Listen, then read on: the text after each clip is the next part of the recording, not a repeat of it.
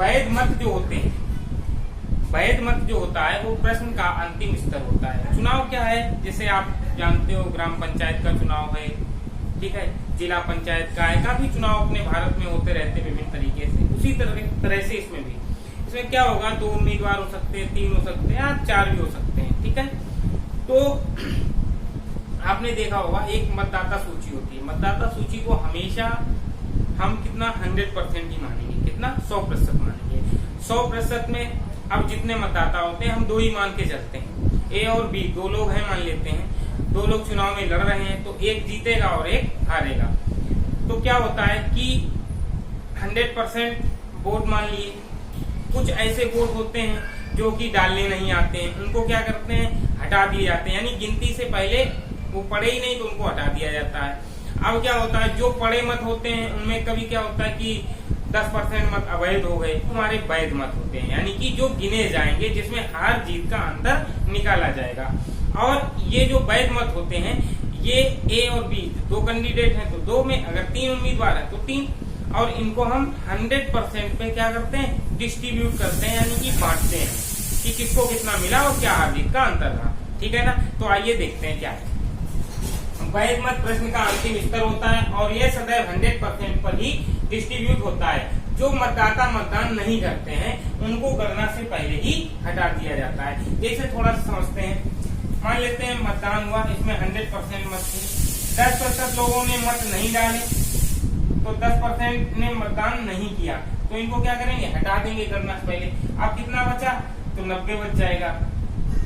इसमें से क्या हुआ कि 90 बचा, इसमें से 10% लोगों ने मतलब अवैध हो गए, तो इसको 10%, 90 का 10% 9 हटा देंगे। अब कितना बच जाएगा, 81।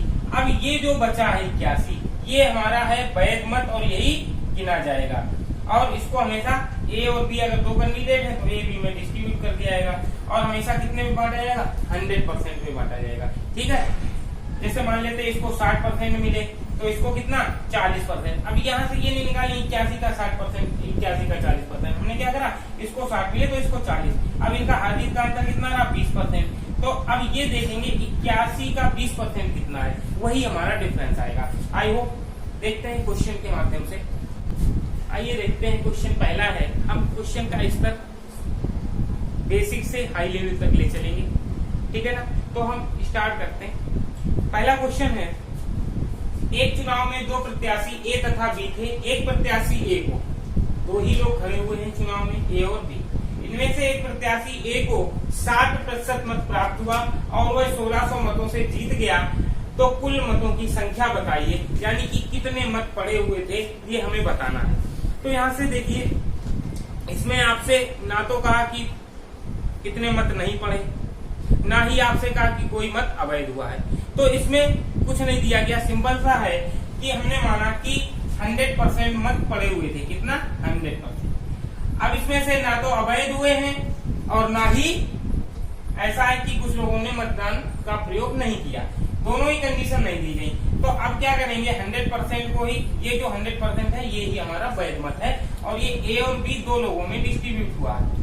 तो एक प्रत्याशी ए को 60% मत प्राप्त हुआ, कितना, 60%। जब ए को 60% मिला है तो बी को कितना मिला होगा, 40%। अब आप देखिए, इसको 60 मिला, इसको 40 मिला, तो हार जीत का जो अंतर रहेगा वो कितने % रहेगा, तो 60-40 का अंतर कितना है, 20% बेटा। ए को 60% मिला तो बी को 40 मिलेगा, क्योंकि हमने क्या कहा, मतों को 100% पे ही डिस्ट्रीब्यूट करना है। अब 20% हार जीत का अंतर है, क्वेश्चन में वो अंतर है 1600, 0 काट देंगे, 2 अट्ठे 16, 80। हम कहेंगे 1% का मान है 80, हमको चाहिए तो कह रहा है कुल मतों की संख्या बताइए। टोटल मत हमने कितने माने, 100, या 1% का मान 80 है, 2 0 चपका दो बेटा, 2 इधर भी चपका दो, यानी कि टोटल मत 8000 पड़े हुए थे। आइए देखते हैं दूसरा क्वेश्चन। आइए देखते हैं क्वेश्चन है, एक चुनाव में 2 प्रत्याशी ए तथा बी थे, एक चुनाव में 2 प्रत्याशी ए तथा बी थे तथा 10% मतदाताओं ने अपने मत का प्रयोग नहीं किया तथा एक प्रत्याशी ए को कुल मतों का 60% मत प्राप्त हुआ और वह 1200 मतों से विजयी हुआ, यानी जीत गया। तो हमें बताना है कि टोटल मत कितने पड़े थे। यहाँ पे फिर हम एक बार देखेंगे कि अब क्या है 10% मतदाता ऐसे थे जिन्होंने अपने मत का प्रयोग नहीं किया है। तो देखिए हमने आपसे कहा था मत हमेशा कितने मानोगे 100% मत थे। इसमें से क्या हुआ कि 10% लोगों ने अपने मतों का प्रयोग नहीं किया, तो इनको गणना से पहले हमने क्या करा, हटा दिया, ठीक है ना। अब दो कैंडिडेट थे ए और बी। यहाँ पे एक बात समझनी है कि 10% मतदाताओं ने अपने मतों का प्रयोग तो नहीं किया है, लेकिन जिस प्रत्याशी को कुल मत में 100 का ही मिला हुआ है, तो कुल मतों का कितना मिला है 60%, तो ए को कितना मिला है 60%। अब आप बताइए कि 100% मत थे, 10% लोगों ने डाला नहीं, ए को 60 मिल गया, तो 60 और 10 कितना हो गया 70, तो 100 में कितना बचा, कहेंगे 30%। अब हार जीत का अंतर कहाँ होगा, जो ये हम लोगों का ए और बी को जो मत मिले इन्हीं में, क्योंकि 10% ने प्रयोग ही नहीं किया तो वो मत हटा दिए जाएंगे। तो 60 और 30 का अंतर बेटा कितना है, हार जीत का, कहेंगे 30%। लेकिन क्वेश्चन में मतों का अंतर है 1200, 0 काट देंगे, 3 एकम 3 चौके 12, यानी कि आप कह सकते हैं कि 1% जो मत है उसका मान 40, 1% मत बराबर 40। तो आपको चाहिए कुल मतों की संख्या, तो 100 का मान 2 0 चिपका दीजिए, यहाँ भी 2 0 लगा दो, यानी 4000 टोटल मत पड़े हुए थे। आई होप आपको ये क्वेश्चन समझ में आ गया होगा। आइए देखते हैं नेक्स्ट क्वेश्चन। देखिए बेटा तीसरा क्वेश्चन है कि एक चुनाव में दो प्रत्याशी ए तथा बी थे तथा 10% मतदाताओं ने अपने मत का प्रयोग नहीं किया, ठीक है। पिछले भी क्वेश्चन में यही था कि 10% मतदाताओं ने अपने मतों का प्रयोग नहीं किया, पर यहाँ पे समझना थोड़ा सा लैंग्वेज में डिफरेंट है। क्या है देखिए, तथा एक प्रत्याशी एक को कुल पड़े हुए या कुल वैध मतों का, बस यही अंतर है। पिछली बार हमसे ये कहा था कुल मतों का, लेकिन यहाँ का कुल पड़े हुए या वैध मत, ठीक है ना, का 60% मत प्राप्त हुआ और वह 1620 मतों से जीत गया। तो हमको बताना है कुल मतों की संख्या क्या थी। आइए देखिए 100% हमने आपसे कहा था, आपको कुछ नहीं, हमेशा वोट को 100% ही मानना है, ठीक है। अब इसमें से क्या हुआ, 10% मतदाताओं ने प्रयोग नहीं किया, अपने मतों का प्रयोग नहीं किया, यानी डाले नहीं किए, तो ये गणना से पहले हटा देंगे। अब बेटा 10% पढ़े नहीं, तो वोट पड़े कितने थे, तो बोलोगे 90। 10% पढ़े नहीं, तो अब कितना पड़ा, 90 पड़ा। और यही कुल पड़े मत कितने हैं, 90।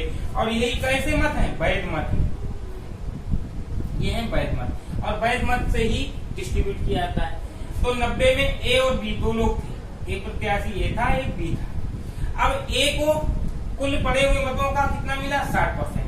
तो ए को अगर 60% मिला है, मैंने आपको समझाया था कि ए को 60 मिला, इसको जो वैध मत होते हैं इनको हमेशा 100% पे ही डिस्ट्रीब्यूट करना है, आपको कभी भी दिक्कत नहीं आएगी, कैलकुलेशन में कोई कठिनाई नहीं आएगी।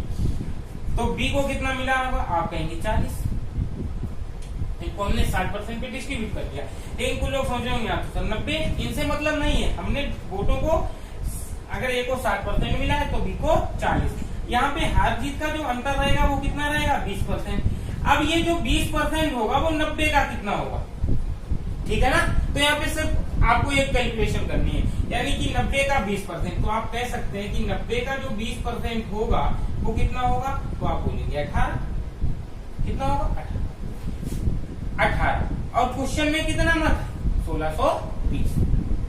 तो एक बराबर 18 निम्न 162, 90 आ गया, क्योंकि वोट हमने माने थे 100, तो 2 0 चिपका दीजिएगा, यानी कि पड़े हुए कुल पड़े हुए जो मत थे वो 9000 थे, यानी वोटर लिस्ट में जो मत थे वो 9000 थे। आप यहाँ से समझ सकते हैं कि 90 ये आपका जो वैध मत आया था, ये ए और बी में डिस्ट्रीब्यूट किया था, तो देखना इसमें कैलकुलेशन बढ़ जाएगा। आप कहोगे ए को 60% मिला, तो 90 का 60% आप निकालेंगे, 90 का 60% निकालेंगे तो 9 संगे 54 मिला होगा। अब यहाँ पे 54 मिला है, अब इसका 90 से 54 घटाएंगे तो यहाँ कितना आएगा, 36। 54 और 36 का डिफरेंस 18, 18 का मन, फिर वही बात आ गई। तो आपको डबल एक बार ये निकालो फिर घटाइए। यहाँ पे क्या करना, सीधा 100% पे डिस्ट्रीब्यूट कर लो, और जो डिफरेंस आए वो इसका कितना होगा वही निकाल लिया, यानी 90 20 का 18% होता है, और 18 का मान कितना है क्वेश्चन में 1620 है, तो 100% का मान 9000 हो जाएगा। आई होप आपको ये समझ में आ गया होगा। आइए देखते हैं नेक्स्ट क्वेश्चन। देखिए क्वेश्चन है कि एक चुनाव में 2 प्रत्याशी ए तथा बी थे तथा 10% मतदाताओं ने अपने मत का प्रयोग नहीं किया तथा 10% ने अपने मतों का प्रयोग नहीं किया तथा 10% मत अवैध हो गए। जो पड़े थे उनमें से 10% कैसे हो गए? अवैध हो गए तथा ए को कुल वैध मतों का 60% मत प्राप्त हुआ और वह 1620 मतों से विजयी हुआ। तो हमें ये बताना है कि टोटल मत जो पड़े थे उनकी संख्या क्या थी या कुल मतों की संख्या क्या थी। 100% की वैल्यू यहाँ पे पूछी गई है।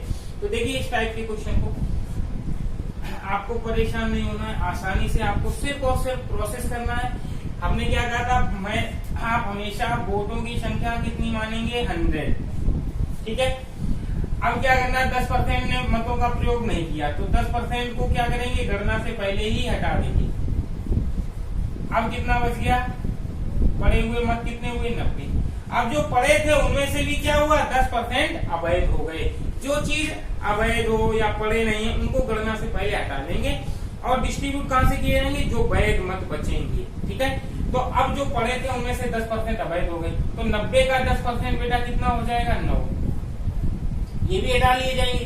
अब 90 से 9 घटा दो, अब कितने बचे? 81। और ये जो 81 बचे हुए हैं यही हमारे कैसे हैं? वैध मत, जिसमें गणना होगी। अब यहाँ से कितने लोग हैं? 2 लोग हैं। कौन कौन? ए और बी, ठीक है ना। ए और बी 2 थे। ए को वैध कुल वैध मतों का कितना मिला? 60%। अगर ए को 60% मिला है बेटा, मैंने कहा था वैध मतों को हमेशा आप फायदे में रहेंगे, मेरी बात को समझिएगा।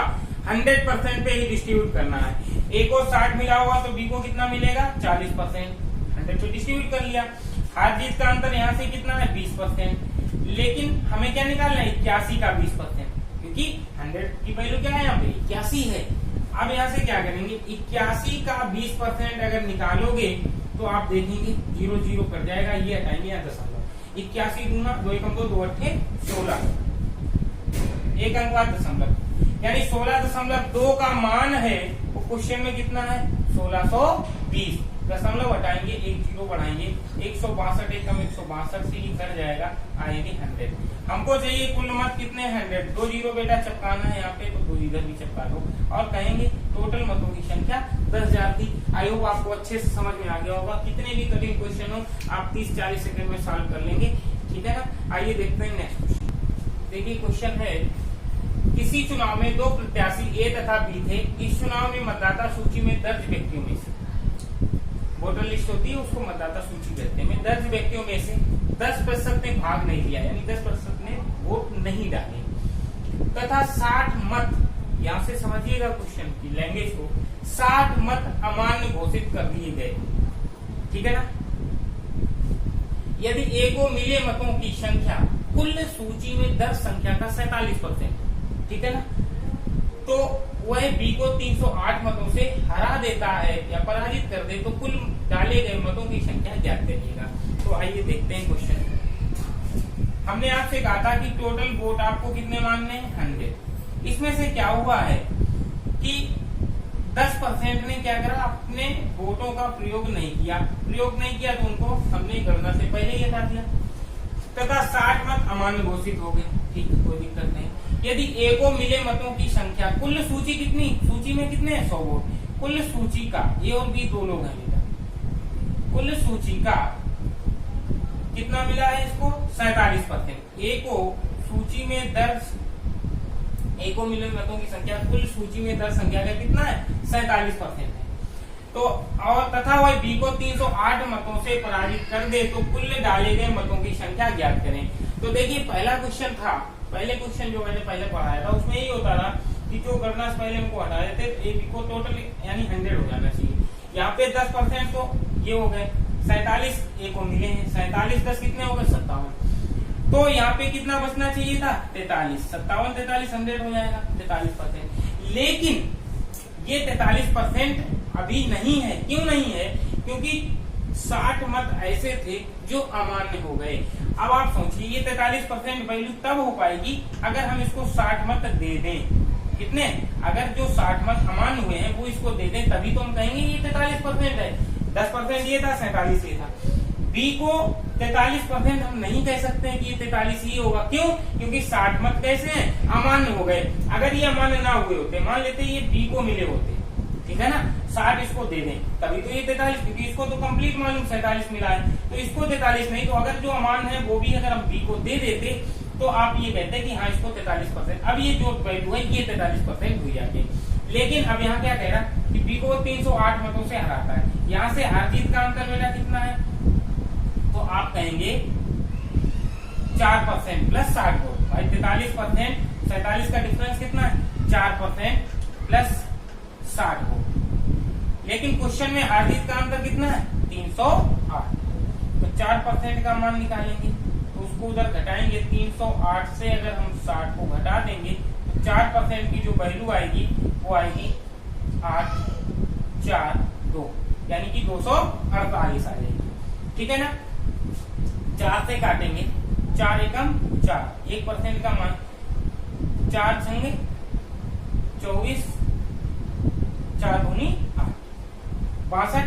हमको बताया टोटल मत कितने हैं, तो 2 चिपका दो बेटा, तो आप कहेंगे 6200 मत उसको प्राप्त हुए। आई होप आपको समझ में आ गया होगा। ठीक है ना, यानी 60% इसको मत अगर मिलेंगे जो अमान्य हो गए हैं, ये मत इसको दे दे तभी ये वैल्यू 43% होगी। तो 4% प्लस 60 यही डिफरेंस होगा, ये 308 के बराबर होगा। ठीक है ना, और 4% की जो वैल्यू आएगी वो 248, क्योंकि 308 से जो अमान्य थे वो हटा दिए गए 248, तो 1% का मान आएगा 62 और 1% का मान 6200। टोटल पड़े मतों का मान आ गया 6200। आई होप आपको समझ में आ गया होगा। आइए देखते हैं नेक्स्ट क्वेश्चन। आइए देखते हैं कुछ प्रतिशत पे आधारित क्वेश्चन हैं जिनमें पानी रिड्यूस किया जाएगा, कभी चीनी बढ़ाई जाएगी।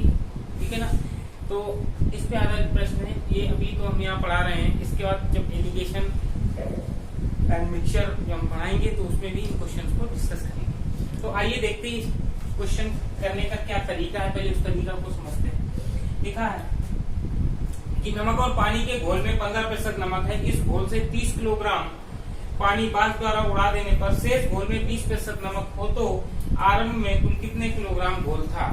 तो देखिए इस क्वेश्चन को बस डायरेक्ट कुछ नहीं करना, बड़े आसानी से हम करेंगे, पर इसके लिए एक थोड़ी सी इंपॉर्टेंट पॉइंट है, उसको आपको समझना होगा। जैसे देखिए क्या है, A इक्वल टू लिखा है x into y, A equal to x into y. यहाँ पे जो A है ये क्या है, फिक्स है, यानी A में कुछ भी परिवर्तन नहीं किया जाएगा, जो भी परिवर्तन होगा वो x y में होगा। तो देखिए क्या है, अगर x का मान बढ़ेगा तो y का मान कम होगा, अगर x का मान कम होगा तो y का मान बढ़ेगा। जैसे मान लेते हैं, कोई वैल्यू ले लेते हैं, ये 60 है, a का मान 60 है, a का मान कैसा है, 60 है। अगर a का मान 60 है तो x अगर हमने 12 लिया है तो y को हमको कितना कम लेना पड़ेगा, 5, क्योंकि 12 पंचे 60 तभी तो होगा। अगर हम x का मान हमने क्या कर दिया, ज्यादा लिया, तो y का मान मुझे कम करना पड़ेगा। अगर हम y का x को कम करेंगे तो y ज्यादा लेना पड़ेगा। कैसे, अगर हमने x का मान 10 लिया तो y का मान कितना लेना पड़ेगा, 6 लेना पड़ेगा। तो यहाँ से आप देख सकते हैं कि अगर x ज्यादा लिया तो y को कम लेना पड़ा। जब x को मैंने 12 से 10 किया तो y 5 से कितना 6 हुआ, क्योंकि ये तो फिक्स है, मान 60 से बदलेगा नहीं, ये तो फिक्स है। ठीक है ना, तो यहाँ से हम देख सकते हैं कि 12 से 10, x का मान 12 से 10 हुआ, तो y का मान कितना हुआ, 5 से 6। देखो इसको काटेंगे, 2 छंगे 12, 2 पंचे 10। हम कह सकते हैं जब x का मान 6 से 5 था तो y का मान 5 से 6 हो गया। ठीक है ना, तो यहाँ से एक चीज समझ में आती है कि जो भी x में परिवर्तन होगा तो उसका टोटल क्वांटिटी में जस्ट अपोजिट हो जाएगा। ठीक है ना, तो देखते हैं इस क्वेश्चन को, इस तरीके से बड़े आसानी से हो जाएगा।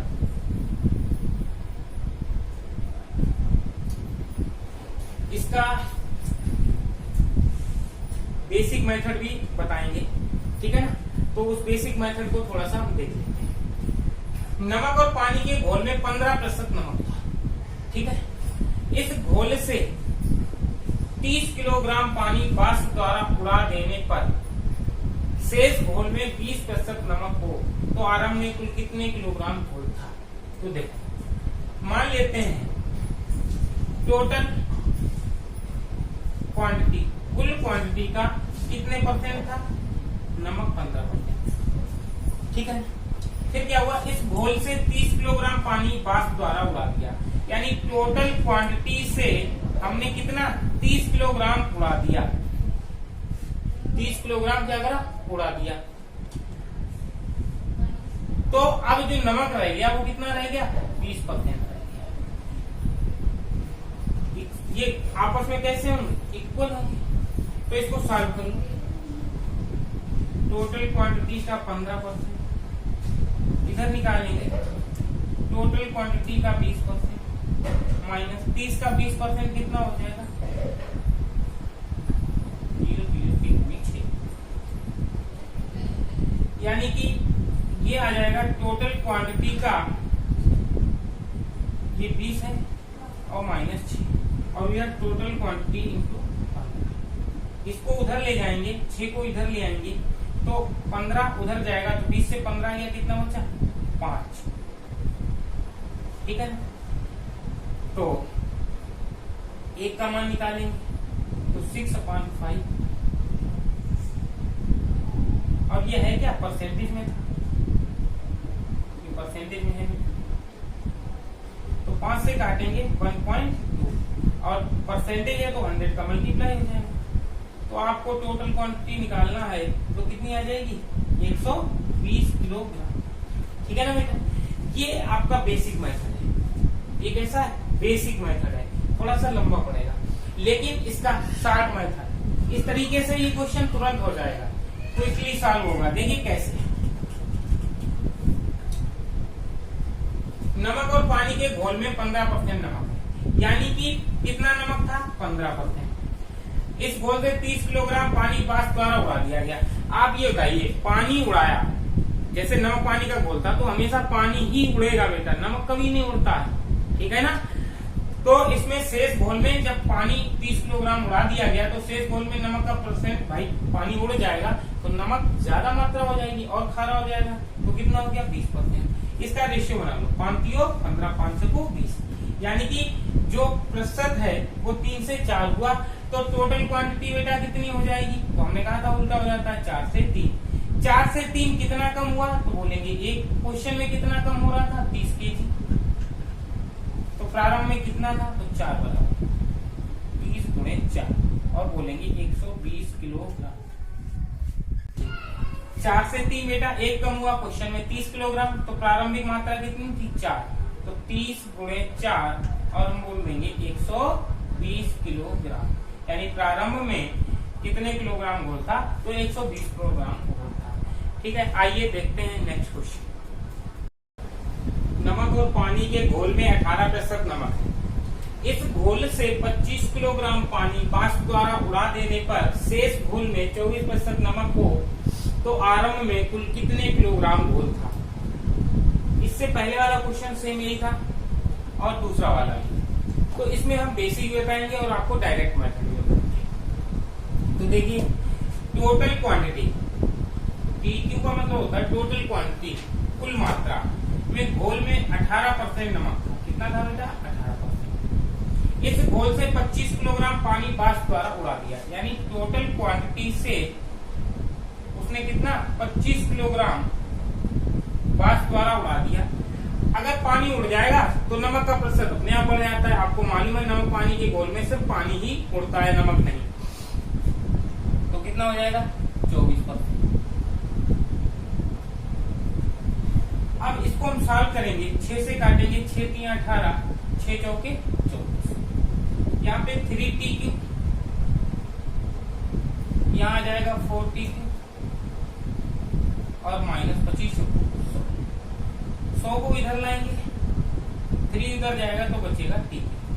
टोटल क्वांटिटी कितनी हो जाएगी, 100 kg, यानी प्रारंभिक मात्रा कितनी थी, 100 किलोग्राम। यही पूछा था प्रारंभ में घोल कितना था, तो 100 किलोग्राम। ये तो बेसिक है। और मैंने बताया था दूसरा मेथड क्या है इसका सॉल्व, कि प्रतिशत वैल्यू कितनी पहले थी, नमक कितना था 18%।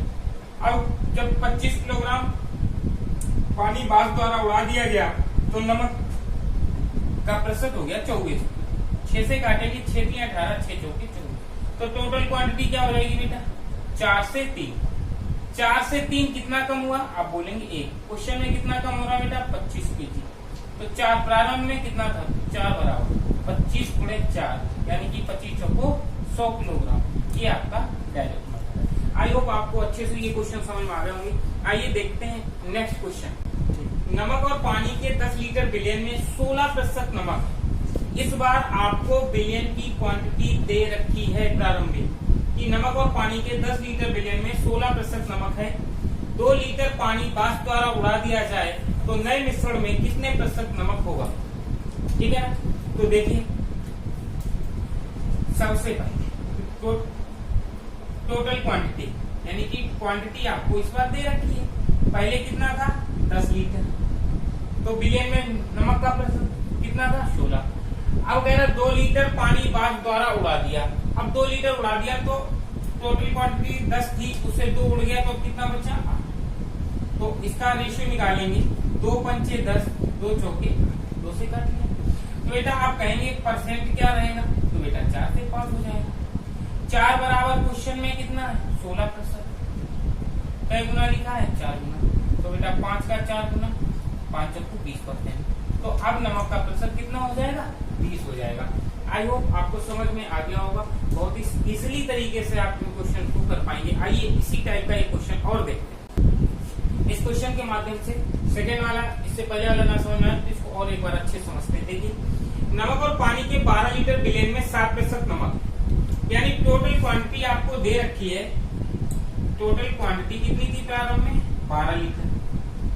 ठीक है, बिलियन में 7% नमक है। 4 लीटर पानी उड़ा दिया गया। जब पानी उड़ाया जाएगा तो नमक का प्रतिशत बढ़ जाएगा, ये तो आप जानते हैं। कितना 4 लीटर पानी उड़ा दिया, 12 था 4 उड़ा दिया, कितना बचा होगा 8 लीटर बचेगा।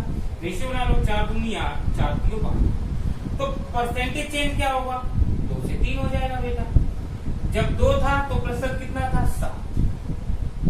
ठीक है, 2 का मान 7 है, यानी कई गुना लिखा था तो बोलोगे 3.5 का 2 गुना 7 होता है। तो 3 का 3.5 गुना 10.5%। इसका मान 7% था, 3.5 गुना लिखा था तो 3 का भी 3.5 गुना कर दिया और 10.5%। हम बोल देंगे कि नए मिश्रण में नमक का प्रतिशत 10.5 हो जाएगा। आई होप आपको अच्छे समझ में आया होगा। आइए देखते हैं। देखिए जब एक आदमी की आय 6,000 रुपए बढ़ जाती है, जब एक आदमी की आय 6,000 रुपए बढ़ जाती है तो आयकर की दर 18% से घटकर 15% रह जाती है, जबकि दोनों ही परिस्थितियों में 25% आयकर मुक्त है तथा दोनों ही परिस्थितियों में वह समान आयकर चुकाता है। तो उसकी आरंभिक आय बताइए, यानी कि प्रारंभ में वह कितनी आय, उसकी क्या आय थी, हमको बताना है। तो बेटा पहले हम इसका बेसिक मेथड देखते हैं, इसके बाद डायरेक्ट। तो देखिए मान लेते हैं उसकी जो आरंभिक आय है, आरंभिक आय x रुपए। ठीक है, जब उसकी आय x थी तो आयकर की दर कितनी थी 18%। और जबकि दोनों यानी कि x का 18% बेटा, मान लेते हैं आरंभिक आय या प्रारंभिक आय उसकी x रुपए थी, तो उसका जो टैक्स रेट था वो 18%। जबकि दोनों ही परिस्थितियों में 25% आयकर क्या है मुक्त है, यानी कि उसको कितना देना पड़ रहा है 75% उसको देना पड़ेगा। 25% उस पर छूट है, यानी कि 100 पे उसको 75% ही देना है। लेकिन क्या होता है, एक आदमी की आय बढ़ती कितनी है 6,000, यहाँ पे x की प्रारंभिक, अब उसकी आय को बढ़ा दिया x प्लस 6,000। तो अब उसकी आयकर की दर जो थी प्रारंभ में 18 थी, अब घटकर कितनी रह जाएगी 15% रह जाएगी। और दोनों ही स्थितियों में 25% आयकर मुक्त है, तो यहाँ भी बेटा 75% ही उसका पड़ेगा। और इस तरह से वो दोनों ही स्थितियों में आयकर कैसा बराबर चुकाता है। अब देखिए दोनों स्थितियों में समान आयकर चुकाता है। तो यहाँ पे इसका कोई मतलब ही नहीं है, क्योंकि 25% दोनों तरफ से क्या है, टैक्स फ्री।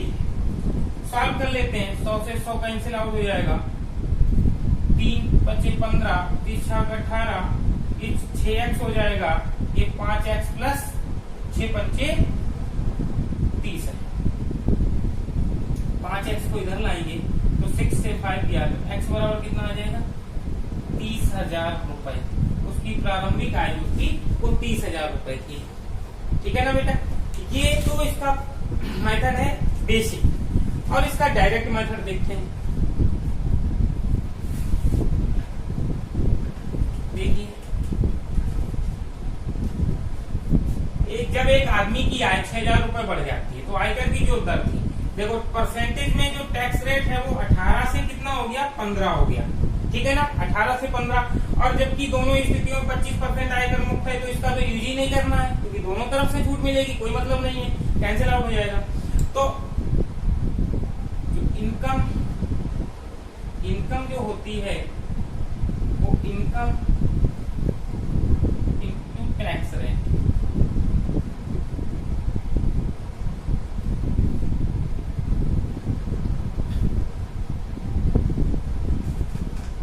आप यहां से समझिएगा, 3 × 5 = 15, 3 × 6 = 18, तो इनकम कितनी हो जाएगी बेटा, 5 से 6। टैक्स रेट 18 से 15 हुई तो इनकम क्या हो जाएगी, 5 से 6 हो जाएगी। 5 से 6 कितना बढ़ा, आप बोलेंगे क्वेश्चन में कितना बढ़ रहा है, 6,000। तो कह रहा प्रारंभ में कितना कमाता था, तो 5 कमा, तो 6,000 × 5 यानी कि 30,000 रुपए उसकी प्रारंभिक आय। आई होप आपको समझ में आ गया होगा।